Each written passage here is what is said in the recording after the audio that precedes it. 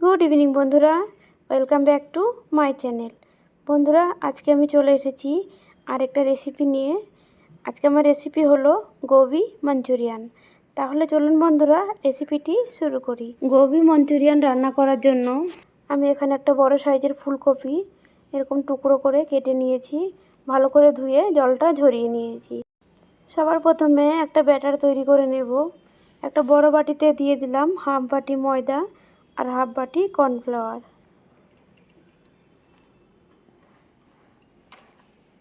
দিয়ে দেবো আমি স্বাদ মতো নুন,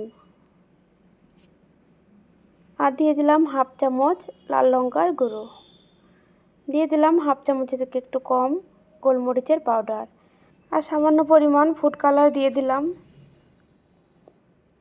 আর এখানে হাফ চামচ দিয়ে দিলাম চিলি ফ্লেক্স, আর দিয়ে দিলাম 1 চামচ রসুন বাটা, দিয়ে দেবো 1 চামচ আদা বাটা। সমস্ত উপকরণ শুকনো অবস্থায় ভালোভাবে মিশিয়ে নেব।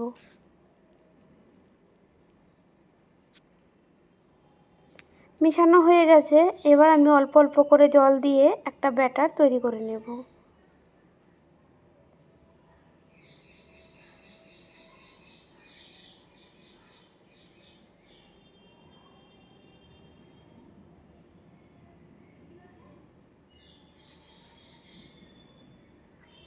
ব্যাটারটা তৈরি করা হয়ে গেছে। এবার আমি আগে থেকে কেটে ধুয়ে জল ঝরিয়ে রাখা ফুলকপির টুকরোগুলো এই ব্যাটারের মধ্যে দিয়ে দেব।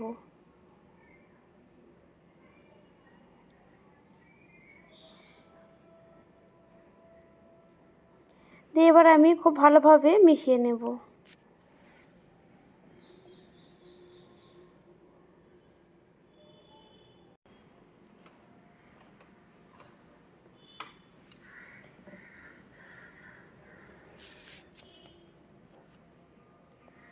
খুব ভালোভাবে মাখানো হয়ে গেছে, এবার আমি ঢেকে কিছুক্ষণ রেখে দেব। ততক্ষণ আমি একটা কড়াইতে তেল গরম করতে দিয়ে দেব। কড়াইটা গরম করার পরে পরিমাণ মতো সাদা তেল দিয়ে দিলাম। ফিরে এলাম প্রায় 15 থেকে 20 মিনিট পরে। ফুলকপিগুলো রেডি হয়ে গেছে, আর এদিকে তেলটাও গরম হয়ে গেছে। আর দেখুন, ফুলকপিগুলোর গায়ে এরকম হালকা লেয়ার হলেই চলবে, বেশি মোটা করে লেয়ার দেওয়া দরকার নেই। তেলটা গরম হয়ে গেছে, এবার আমি ফুলকপিগুলো ভেজে নেব।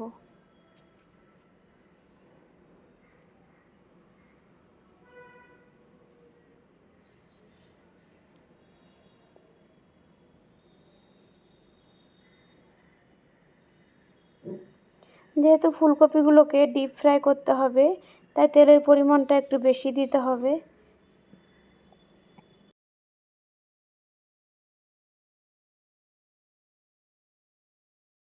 এক পিঠ ভাজা হয়ে গেছে, এবার আমি ফুলকপিগুলোকে উল্টিয়ে দিলাম।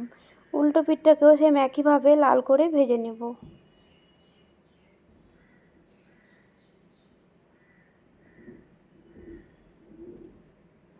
সবগুলো ফুলকপি ভাজা হয়ে গেছে, এবার আমি এটা প্লেটে উঠিয়ে নিচ্ছি।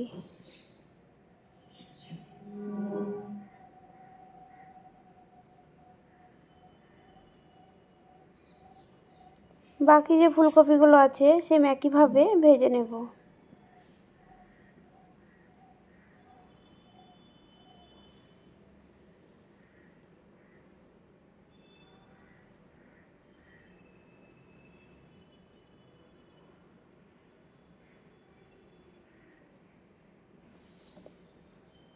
বাকি ফুলকপিগুলো সব দিয়ে দিলাম, এগুলোকেও সেম একইভাবে ভেজে নেব। এই পকোড়াগুলো এক পিঠ ভাজা হয়ে গেছে, এবার আমি উল্টিয়ে দিলাম। যেহেতু ব্যাটারের মধ্যে কর্নফ্লাওয়ার দেওয়া আছে, তাই বড়াগুলো একে অপরের সাথে চিপকে যাচ্ছে। কিন্তু এক পিঠ ভাজা হওয়ার পরেই দেখুন খুব আরামসে এগুলো গা থেকে ছেড়ে যাচ্ছে।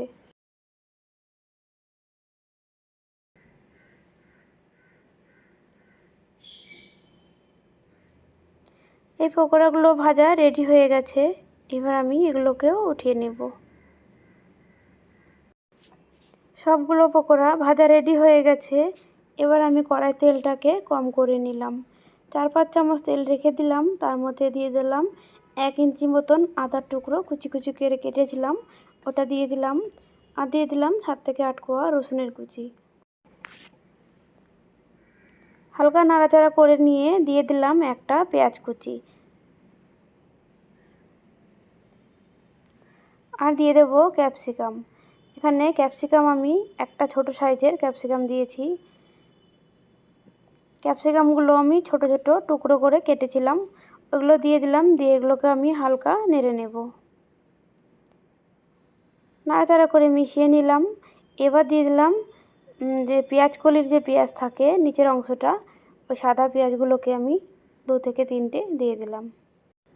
এবার আমি দিয়ে দিলাম ছোটো বাটির হাফ বাটি ধনেপাতা ডাঁটা। ধনেপাতা ডাঁটাগুলো আমি কুচি কুচি করে কেটে দিয়ে দিলাম।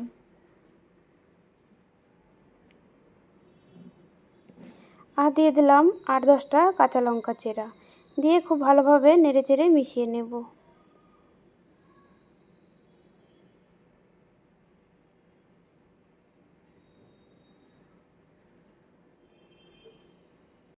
এবার আমি দিয়ে দেব পেঁয়াজ পাতা।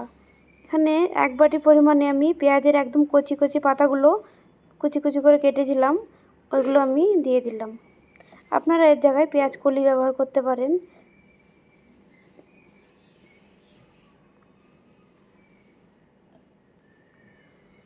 সমস্ত উপকরণ ভালোভাবে নেড়েচেড়ে মিশিয়ে নিলাম। এবার আমি একটা বাটিতে দিয়ে দিলাম কর্নফ্লাওয়ার 2 চামচ, দিয়ে সামান্য পরিমাণে জল দিয়ে গুলে নেব।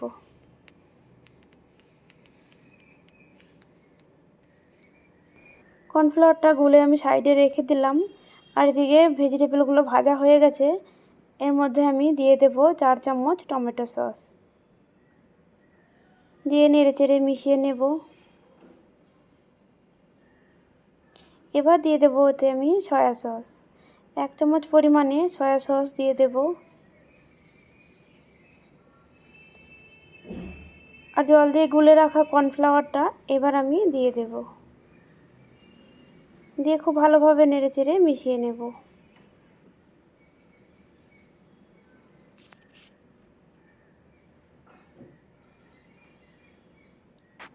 বন্ধুরা, আপনারা চাইলে এই পর্যায়ে নুন অ্যাড করতে পারেন।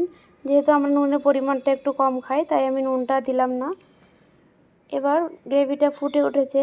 এই পর্যায়ে আমি আগে থেকে ভেজে রাখা পকোড়াগুলো দিয়ে দেব। ফুলকপির পকোড়াগুলো দিয়ে দিলাম। দিয়ে খুব ভালোভাবে নেড়েচেড়ে মিশিয়ে নেব।